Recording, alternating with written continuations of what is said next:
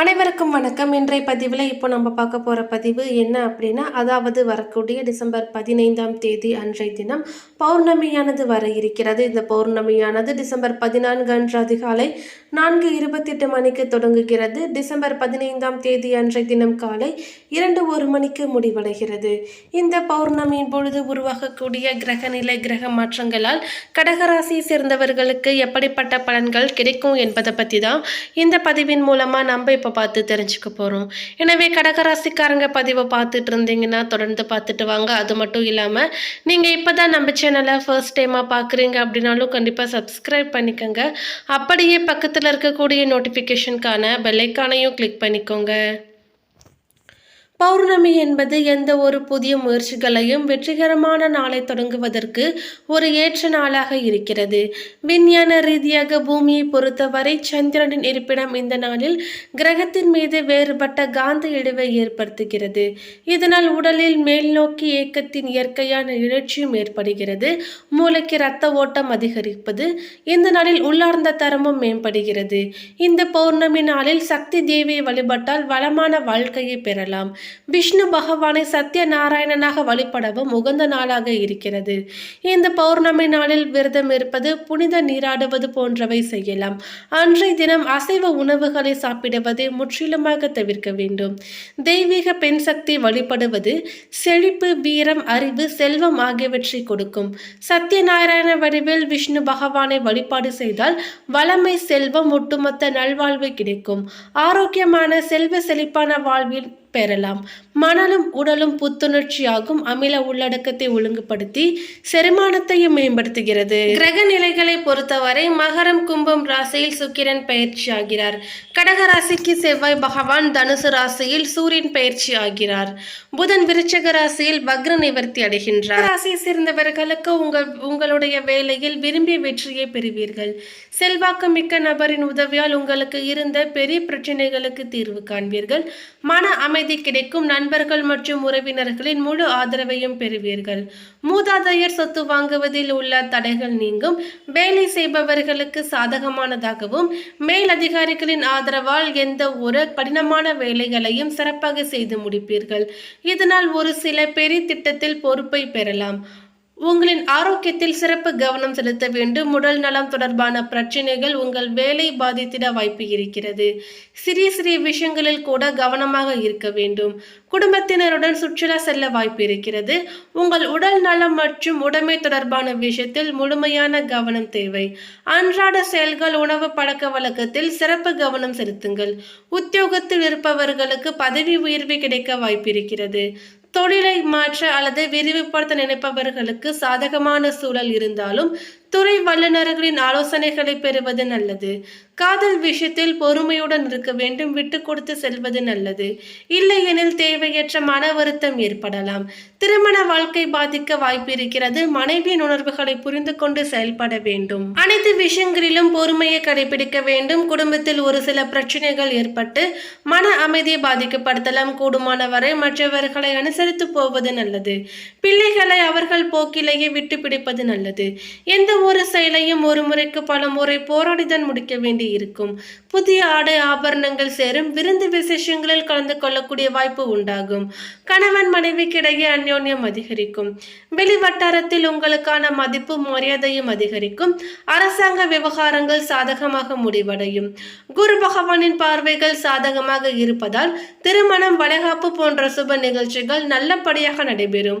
உறவினர்கள் வருகையால் வீட்டில் மகிழ்ச்சி நிலவும். ஒரு சிலருக்கு குழந்தை பாக்கியம் கிடைக்கும். இருந்தாலும் உடல்நிலையில் கவனம் செலுத்துவது மிகவும் அவசியம். அலுவலகத்தில் பணிச்சுமை அதிகரிக்கலாம். எந்த ஒரு வேலையுமே சற்று கஷ்டப்பட்டுதான் முடிக்க வேண்டி இருக்கும். தீவிர முயற்சியின் பேரிலேயே உங்கள் கோரிக்கைகள் நிறைவேறும். சக ஊழியர்களால் ஓரளவு உதவி இருக்கிறது. தொழில் வியாபாரத்தில் அதிகமாக உழைக்க வேண்டும். ஆனால் அதற்கேற்ற ஆதாயம் கிடைக்கும் என்று சொல்வதற்கில்லை. பங்குதாரர்களால் வியாபாரத்தில் லாபம் அதிகமாக கிடைக்கலாம். மாத பிற்பகுதியில் அரசாங்கம் வகையில் எதிர்பார்க்கும் காரியங்கள் அனுகூலமாக முடிவடையும். வியாபாரத்தை விரிவுபடுத்த வங்கி கடனுதவியும் கிடைக்கும். குடும்பத்தை நிர்வகிக்கக்கூடிய பெண்களுக்கு மகிழ்ச்சி தரக்கூடிய மாதமாகவே இருக்க போகிறது. குடும்ப பொறுப்புகளை நிறைவேற்றுவதில் சிரமம் எதுவும் இருக்காது. அக்கம் பக்கத்து வீடுகளில் உள்ளவர்கள் உதவிகரமாக இருப்பார்கள்.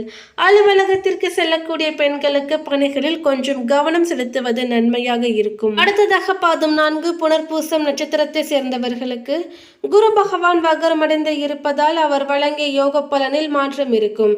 சனி பகவான் ஆட்சி பெற்று இருப்பதால் ஒவ்வொரு செயலிலுமே கவனமாக செயல்படுவது அவசியம். உடல்நிலையில் ஏதாவது சிறு சிறு சங்கடம் ஏற்படலாம் அல்லது உங்களுடைய செல்வாக்கில் அந்தஸ்தில் பின்னடைவுகளையும் சந்திக்க நேரிடலாம். கவனமாக செயல்படுவது நல்லது. கேது பகவான் நெருக்கடிகளில் இருந்து உங்களை பாதுகாப்பார். எடுக்கும் முயற்சிகளில் வெற்றியாக்குவார். ராகு பகவான் உழைப்பிற்கு ஏற்ற வருமானத்தையும் வழங்குவார். இந்த காலத்தில் இஷ்ட தெய்வ கோவில்களுக்கு சென்று வருவதன் வழியாக சங்கடம் விலகும். பெரிய மனிதர்கள் ஒத்துழைப்பு கிடைக்கும். வெளிநாட்டு முயற்சி வெற்றியாகும். ஜென்ம ராசிக்குள் சஞ்சரிக்கக்கூடிய செவ்வாயால் படபடப்பு வேகம் என்பதெல்லாம் இருக்கும். அதன் காரணமாக உடல்நிலையில் சிறு சிறு சங்கடம் தோன்றலாம். இந்த காலத்தில் குடும்பத்தினரின் ஆலோசனைகளை ஏற்பதும் அனுசரித்து போவதும் நல்லது. பணிபுரியும் இடத்தில் உங்களுடைய வேலைகளில் மட்டுமே கவனம் செலுத்துங்கள். மாணவர்களுக்கு படிப்பில் அக்கறையுடன் கவனம் செலுத்துவது அவசியம். அடுத்ததாக பூசம் நட்சத்திரத்தை சேர்ந்தவர்களுக்கு சனி பகவான் ஆட்சி பலத்துடன் சஞ்சரிப்பதால் ஏதாவது ஒரு வகையில் நெருக்கடிகளை சந்திக்க வேண்டியதாக இருக்கலாம். உடல் நிலையிலும் சிறு சிறு பாதிப்பு ஏற்படலாம். இதுவரை வேகமாக நடைபெற்று வந்த வேலை கிடைத்த வருமானத்தில் தடையும் தாமதமும் ஏற்படும். வீண் பிரச்சனைகளும் தேடி வரலாம். வாகன பயணத்தில் நிதானம் காப்பதும் இயந்திர பணிகளில் கவனமாக செயல்படுவதும் நன்மையை உண்டாக்கும். மேலதிகாரிகளை அனுசரித்து போவதால் நெருக்கடிகள் நீங்கும். குடும்ப உறவுகளிடம் முடிந்தவரை இணக்கமாக செல்வது நல்லது. குழந்தைகள் மீது இந்த காலத்தில் அக்கறை எடுத்துக்கொள்வதும் அவசியம். அவர்களுடைய செயல்பாடுகளிலும் கவனம் தேவை. வியாபாரத்தில் புதிய முதலீடு செய்யும் பொழுது யோசித்து செய்வது நல்லது. ராசிக்குள் செவ்வாய் சஞ்சரிப்பதால் செயல்களில் தடுமாற்றமும் குழப்பமும் ஏற்படலாம். வார்த்தைகளால் சங்கடம் உண்டாகும். கேது பகவானால் எல்லாவற்றையும் சமாளிக்கக்கூடிய சக்தி ஏற்படும். வாழ்க்கைக்கு ஏற்ற வருவாய் வரும். அடிப்படை தேவைகள் பூர்த்தியாகும். பிறரை விமர்சனம் செய்வதை தவிர்த்து விடுங்கள். வாழ்க்கைக்கு தேவையானவற்றில் மட்டும் கவனமும் செலுத்த வேண்டும். மாணவர்களுக்கு படிப்பில் கவனம் செலுத்துவது நல்லது. அடுத்ததாக ஆயில்யம் நட்சத்திரத்தை சேர்ந்தவர்களுக்கு செயல்களில் கவனம் தேவை. வியாபாரிகளுக்கு புதிய முதலீடுகள் செய்யும் பொழுது நன்றாக யோசிப்பது நன்மையாகும். வார்த்தைகளில் கவனம் தேவை. பெரிய பொறுப்புகளில் இருப்பவர்கள் தங்கள் பணியில் நேர்மையாக செயல்படுவது அவசியம். பூர்வீக சொத்து விஷயத்தில் பிரச்சனை ஏற்படலாம். அதனை சட்ட ரீதியாக எதிர்கொள்வது நல்லது. குடும்பத்தினரின் ஆலோசனைகளுக்கு இந்த காலத்தில் மதிப்பு கொடுப்பதும் பெரியோரை அனுசரித்து போவதும் நல்லது. உடன் பணிபுரிபவருடன் மோதல் போக்கை காட்டாமல் இருப்பது பெரிய நெருக்கடிகளிலிருந்து உங்களை பாதுகாக்கும். சனி பகவானால் உடல்நிலையில் பாதிப்பு ஏற்படலாம். கவனக்குறைவால் சிறு விபத்துகளையும் சந்திக்க நேரிடலாம். ஒரு சிலருக்கு எதிர்ப்பாளினரால் பிரச்சனைகளை சந்திக்க வேண்டி வரும். கேது பகவானால் அவற்றிலிருந்து விடுபடக்கூடிய நிலையும் உண்டாகும். தன்னம்பிக்கையும் தைரியமும் அதிகரிக்கும். சகோதரர்கள் உங்களுக்கு உதவியாக இருப்பார்கள். எதிர்பார்த்த பணம் வரும். புதிய சொத்து வாங்கும் பொழுது மூலப்பத்திரத்தை நன்றாக கவனிப்பதும் ஒப்பந்தங்களில் கையெழுத்திடுவதற்கு முன்பு நன்றாக படித்து பார்ப்பதும் நல்லது. மாணவர்களுக்கு படிப்பில் முழுமையான கவனம் செலுத்துவதும் நல்லது. பௌர்ணமி என்பது எந்த ஒரு புதிய முயற்சிகளையும் செயலையும் தொடங்குவதற்கு ஒரு வெற்றிகரமான நாளாக இருக்கிறது.